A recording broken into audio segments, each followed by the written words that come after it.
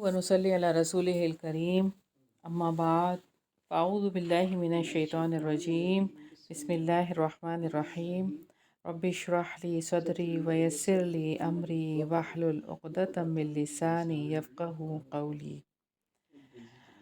سورہ بقرہ آیت نمبر 121 121۔ الذین آتیناہم الکتاب یتلونہ حق تلاوتہ اولئک یؤمنون بہ ومن یکفر بہ فاولئک هم الخاسرون۔ جن لوگوں کو ہم نے کتاب دی وہ اسے پڑھتے ہیں جیسا کہ اسے پڑھنے کا حق ہے، وہی لوگ اس پر ایمان رکھتے ہیں، اور جو اس کے ساتھ کفر کرتا ہے تو وہی لوگ خسارہ اٹھانے والے ہیں۔ اللہ تعالیٰ نے آگاہ فرمایا ہے کہ جن لوگوں کو اللہ تعالیٰ نے کتاب دی، الذین آتیناہم الکتاب، اور یہاں پر جن کو کتاب دی سے مراد کون لوگ ہیں؟ اہل کتاب کے وہ صالح لوگ ہیں جو کتاب پر عمل کرتے تھے۔ یتلونہ حق تلاوتہ، وہ اسے ایسے پڑھتے ہیں جیسے کہ اس کے پڑھنے کا حق ہے۔ وہ یعنی کتاب تو ہمیں بھی دی ہے نا، مسلمان جو ہیں وہ بھی تو اہل کتاب ہی کہلائیں گے ایک طرح سے، کہ ان کے پاس بھی تو کتاب ہے، تو وہ اس قرآن کی اتباع کرتے ہیں جیسے کہ پیروی کرنے کا حق ہے۔ یہاں تلاوت سے مراد کیا ہے؟ اتباع، یعنی اس کی پیروی کرنا۔ اللہ تعالیٰ کے وہ جو حلال اللہ تعالیٰ نے ٹھہرائے ہیں چیزیں، ان کو حلال سمجھتے ہیں، اور جو اللہ تعالیٰ نے حرام ٹھہرائی ہیں چیزیں ان کو حرام سمجھتے ہیں۔ جو اللہ تعالیٰ نے حکم دیے ہیں جو کہ وہ اس پر عمل کرتے ہیں، اور جو متشابہات ہیں، یعنی متشابہات سے مراد ایسی باتیں ہیں کہ مثال کے طور پر اللہ کا ہاتھ ہے، اور یہ کہ اللہ تعالیٰ اپنی کرسی پر ہے، اللہ کی کرسی ہے، یعنی یہ ایسی چیزیں ہیں جن کے اوپر ایمان لانا ہمارا جو ہے وہ یعنی ضروری ہے ایمان لانا ان کے اوپر، لیکن ان کی کھوج میں نہیں رکھنا۔ اور بہت ساری ایسی باتیں ہیں قرآن مجید کی، ایسی آیات ہیں جو کہ متشابہ ہیں، بس صرف اس پر ایمان لے کر آنا ہے ان کی کھوج میں، اور وہ لوگ ایسے ہی کرتے ہیں، ان پر ایمان لے کر آتے ہیں۔ اہل کتاب میں سے یہی لوگ ہیں جنہوں نے اللہ تعالیٰ کی نعمت کو پہچانا اور اس کے شکر گزار ہیں۔ سیدنا حذیفہ رضی اللہ عنہ بیان کرتے ہیں کہ رسول اللہ صلی اللہ علیہ وسلم کا جب آیت رحمت سے گزر ہوتا، یعنی رحمت کی آیات آتی تو اللہ تعالیٰ سے رحمت کا سوال کرتے، اور جب عذاب کی آیات آتی تو اللہ تعالیٰ سے عذاب سے پناہ مانگتے۔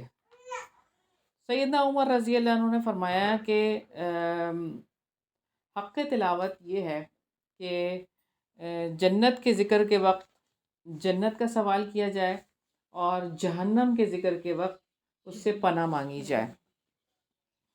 اور یہ روایت ہے ایک جو کہ ابن کثیر میں ہے کہ حق تلاوت سے یہ مراد ہے کہ حلال کو حلال سمجھا جائے اور اس کے حرام کو حرام سمجھا جائے، اور جس طرح اترا ہے اسی طرح پڑھا جائے، اور اس میں کوئی رد و بدل نہ کیا جائے۔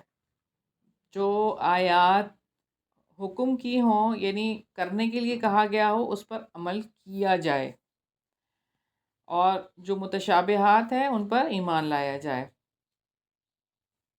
اور پھر یہ بات ہے کہ قرآن حکیم کی جو پیروی کرے گا تو اللہ تعالیٰ اس کو جنت کے باغوں میں لے جائیں گے۔ اولئک یؤمنون بہ کی بات ہے کہ یہی لوگ کتاب پر ایمان لاتے ہیں جو تمام رسولوں پر ایمان رکھتے ہیں اور رسولوں کے درمیان فرق نہیں کرتے۔ جی، تو بات یہی ہے کہ اللہ تعالیٰ نے جو یہاں پر بتائی ہے، اس حوالے سے ہم دیکھتے ہیں سیدنا ابو ہریرہ رضی اللہ عنہ سے روایت ہے کہ نبی پاک صلی اللہ علیہ وسلم نے فرمایا کہ جب بھی کچھ لوگ اللہ تعالیٰ کے گھروں میں سے کسی گھر، یعنی مسجد میں یا کہیں جس جگہ پہ مخصوص جگہ بنائی گئی ہو، وہاں اکٹھے ہو کر اللہ تعالیٰ کی کتاب کی تلاوت کرتے ہیں اور اسے ایک دوسرے کو پڑھاتے ہیں، ان پر سکینت نازل ہوتی ہے اور رحمت الہی انہیں اپنی آغوش میں لے لیتی ہے، اور فرشتے ان پر سایہ فگن ہوتے ہیں، اور اللہ تعالیٰ ان کا تذکرہ اپنے پاس موجود مخلوق میں کرتا ہے۔ تو اتنی خوبصورت بات ہے کہ جب اللہ تعالیٰ کا کلام پڑھا جاتا ہے تو کتنی زیادہ اللہ تعالیٰ کی جو رحمتیں ہیں، نعمتیں ہیں، وہ ہمیں میسر آتی ہیں۔ تو اللہ تعالیٰ سے دعا ہے کہ اللہ تعالیٰ ہمیں زیادہ سے زیادہ قرآن مجید کو پڑھنے پڑھانے کی توفیق عطا فرمائے۔ سیدنا عبداللہ بن عمر رضی اللہ عنہ سے روایت ہے، نبی کریم صلی اللہ علیہ وسلم نے فرمایا، روزہ اور قرآن دونوں بندے کی سفارش کریں گے۔ روزہ کہے گا، اے میرے رب، میں نے اسے دن کے وقت کھانے پینے سے روک دیا اور اس کے متعلق میری سفارش آپ قبول فرمائیے۔ اور قرآن مجید کہے گا، اے میرے پروردگار، میں نے اسے رات کو نیند سے روکا اور یہ تلاوت کرتا رہا، یعنی نماز پڑھتا رہا اور تلاوت کرتا رہا، قرآن پڑھتا رہا، تو آپ میری سفارش اس کے حق میں قبول فرما لیجئے، اور اللہ تعالیٰ دونوں کی سفارش کو قبول کر لیں گے۔ سیدنا عبداللہ بن عمر بن عاص رضی اللہ عنہ نے بیان کیا کہ رسول اللہ صلی اللہ علیہ وسلم نے فرمایا کہ قرآن مجید پڑھنے والے کو کہا جائے گا، پڑھتا جا اور چڑھتا جا اور ترتیل کر، جیسے تو دنیا میں ترتیل کیا کرتا تھا، تیرا ٹھکانہ وہاں ہوگا جہاں تو آخری آیت تلاوت کرے گا۔ سیدنا ابو موسیٰ اشعری رضی اللہ عنہ سے روایت ہے، نبی کریم صلی اللہ علیہ وسلم نے فرمایا، قرآن مجید پڑھنے والے مومن کی مثال سنگترے کی سی ہے، جس کا مزہ بھی لذیذ ہوتا ہے اور جس کی خوشبو بھی بہترین ہوتی ہے، اور قرآن مجید نہ پڑھنے والے مومن کی مثال کھجور کی سی ہے، جس کا مزہ تو عمدہ ہوتا ہے لیکن اس میں خوشبو نہیں ہوتی، اور اس بدکار منافق کی مثال جو قرآن مجید کی تلاوت کرتا ہے نیاز بو کی سی ہے، کہ اس کی خوشبو تو اچھی ہوتی ہے لیکن مزہ کڑوا ہوتا ہے، اور اس بدکار کی مثال جو قرآن کی تلاوت بھی نہیں کرتا اندرائن کی سی ہے، جس کا مزہ بھی کڑوا ہوتا ہے اور اس میں کوئی خوشبو بھی نہیں ہوتی۔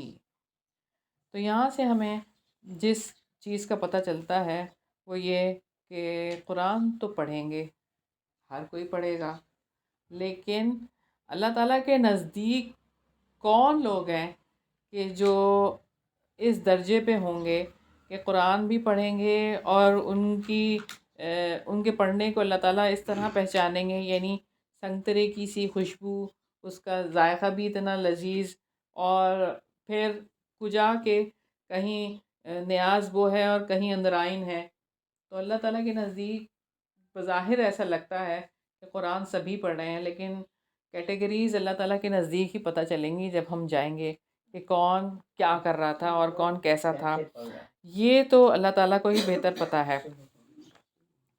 اور یہ کتنی خوبصورت بات ہے کہ اللہ تعالیٰ اپنے بندوں سے کس طرح سے قبول کریں گے کہ پڑھتا جا اور چڑھتا جا، یعنی جیسے تم دنیا میں اچھے انداز سے پڑھنے کی کوشش کرتے تھے، اب کوشش ہی تو ہے انسان کی، اور کیا ہے، کوئی پرفیکٹ تو ہوتا نہیں ہے، عمر گزرتی جاتی ہے، آخری وقت تک انسان کوشش کرتا ہی رہتا ہے کہ بس اس سے اچھا اور اس سے اچھا، اور اتنا پڑھنے کے باوجود بھی ایسا لگتا ہے کہ ہم واقعی وہ حق تو نہیں ادا کر پا رہے کہ جیسے اس کے پڑھنے کا حق ہے۔ کوشش کرتے رہیں، اللہ سے مدد اور توفیق مانگتے رہیں، اپنے گناہوں کی معافی مانگتے رہیں، تو اللہ تعالیٰ انشاءاللہ تعالیٰ اللہ قبول کریں گے، اور یہ کہ توفیق بھی دیں گے اللہ تعالیٰ کہ ہم اس کو اور بہتر بنا سکیں، کہ کس طریقے سے ہمیں پڑھنا چاہیے جیسے اس کا حق ہے، کیونکہ اصل کام تو آپ نے دیکھا نا کہ عمل کرنا ہے، اصل کام تو عمل ہے، اور اس کو بہتر انداز سے تو پڑھنا ہی پڑھنا ہے، لیکن عمل بھی تو کرنا ہے نا، عمل کے بغیر تو کچھ بھی نہیں بنتا نا۔ کتاب کے ساتھ کفر کا مطلب ہی یہی ہے اصل میں، کہ عمل ہی نہ کریں۔ عمل ہی نہ کریں تو اس کا مطلب کیا ہے؟ انکار تو کر رہے ہیں آپ۔ بھائی آپ ایک بات کہتے ہیں، چھوٹی سی مثال ہے، آپ بیٹھ کر بچوں سے یا اپنے گھر میں ایک بات کہتے ہیں، لیکن اس بات کے اوپر آپ عمل بھی نہیں کرتے، خود ہی نہیں عمل کرتے، تو کیا کیا آپ ایگزامپل چھوڑتے ہیں؟ کہ اس کا مطلب یہ صرف پڑھنے کی چیز ہے، اس پہ عمل کرنے کی چیز نہیں ہے۔ سب یہی سمجھتے ہیں پھر کہ یہ بس صرف برکت حاصل کر لیں اس سے، بس ٹھیک ہے۔ مطلب اگر سمجھ بھی آ گئے تو ٹھیک ہے، عمل تو وہی کرنا ہے جو ہم کرتے چلے آ رہے ہیں۔ تو بات ہماری ہے کہ ہم کر کے رول ماڈل بنے، اور دوسرا یہ کہ اصل کام جو ہے وہ یہی ہے، عمل پیرا ہونا۔ وَمَن يَكْفُرْ بِهِ فَأُولَٰئِكَ هُمُ الْخَاسِرُونَ، اور جو بھی یہ کرے گا کیا ہوگا اس کے ساتھ؟ ہم الخاسرون، وہی لوگ ہیں جو نقصان اٹھانے والے ہیں۔ خسارہ کسے کہتے ہیں؟ خاسرون۔ آپ نے سورہ اصل میں بھی پڑھا کہ خسارہ اٹھانے والے کون لوگ ہیں۔ اس کا مطلب ہوتا ہے انسان کا سب کچھ ختم ہو جائے، سب کچھ ٹوٹل لاس، کچھ بھی باقی نہ رہے، اس کو کہتے ہیں خسارہ۔ خسارہ صرف ہم نقصان اس کا ترجمہ کرنا بالکل بھی مناسب نہیں ہے، کیونکہ اردو میں کوئی اور لفظ ہے نہیں نا اس کے حوالے سے، خسارے کے حوالے سے، کہ خسارہ اٹھانے والے آپ کہہ دیں یا نقصان اٹھانے والے نہیں۔ ایک ایک چیز انسان کی ختم ہو جائے، اس کی جان، مال، سب کچھ، عزت، سب کچھ ختم ہو جائے، تو یہ ہے خسارہ۔ تو جو لوگ اس کے ساتھ کفر کا رویہ اختیار کریں گے، کتنی بڑی یہ وعید ہے کہ وہ خسارہ اٹھانے والے ہیں، ان کا کچھ بھی باقی نہیں رہے گا۔ اور وہ کہاں جائیں گے جب کچھ بھی باقی نہیں رہتا؟ کوئی آپ کے گھر میں کوئی چیز آتی ہے، اس کا ریپر ہوتا ہے، وہ بالکل بیکار سی چیز ہوتی ہے نا، اس سے کوئی فائدہ نہیں ہوتا، تو کدھر پھینکتے ہیں؟ کوڑے میں پھینک دیتے ہیں۔ اور جو کوڑا جب جمع ہو جاتا ہے اس کو کیا کرتے ہیں؟ اس کو جلا دیتے ہیں، آگ لگا دیتے ہیں اس کو، ختم، کیونکہ اس سے کوئی فائدہ ہی نہیں ہونا، یہ بیکار سی چیز ہو گئی ہے۔ تو خسارہ، سوچیں ذرا کتنا بڑا نقصان، ٹوٹل لاس ہے کہ آپ سب کچھ ختم ہو گیا، کچھ بھی باقی نہیں ہے، تو اب کیا کرنا ہے اس کا؟ اس کا ایک ہی حل ہے، بس آگ میں پھینک دو، اس کو ختم کرو، خس کم جہاں پاک۔ تو اللہ تعالیٰ سے دعا ہے کہ اللہ تعالیٰ ہمیں سمجھ عطا فرمائے کہ قرآن مجید کو بالکل ویسے ہی ہم نے پڑھنا ہے اور سیکھنا ہے جیسے کہ اس کے سیکھنے کا اور پڑھنے کا حق ہے۔ سبحانک اللہم و بحمدک، نشہد ان لا الہ الا انت، نستغفرک و نتوب الیک۔ السلام علیکم ورحمۃ اللہ وبرکاتہ۔ أعوذ بالله من الشيطان الرجيم. بسم الله الرحمن الرحيم. الذين آتيناهم الكتاب يتلونه حق تلاوته أولئك يؤمنون